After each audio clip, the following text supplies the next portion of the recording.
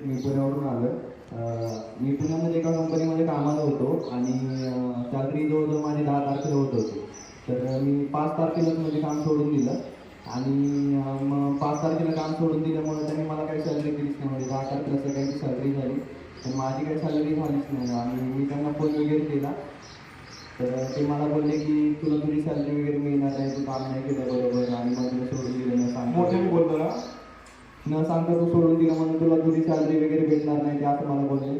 तर माझ्याकडे खर्च करण्यासाठी पैसे नव्हते, तर थोडंसं चिंतेमध्ये गेलो मी. आणि मग मी महाराजांना फोन केला की असं असं झाले, मग काय करता येईल. तर महाराज बोलले की त्यांना एकदा फोन कर आणि सॅलरीबद्दल बोल. तरी पण म्हणजे असं वाटत नव्हतं की सॅलरी होईल, असं म्हणजे ते सोडून दिलं होतं मी भावना की सॅलरी होईलच माझी. पगार म्हणणार मग लोकांना सॅलरी काय करणार आहे, मला एक कळालं तर लोकांना काय करणार आहे सॅलरी म्हणजे काय. पगार झाला नाही. हा. आणि त्याच्यानंतर मग 2 ते 3 दिवसांनी डायरेक्ट मोबाईलला मेसेज पडला की म्हणजे पगार आलेला त्या मोबाईलवर. किती आला, किती आला मोबाईलवर. म्हणजे सगळा नाही दिला त्यांनी, कमीच दिला. दिला पण आला आला ना. हो.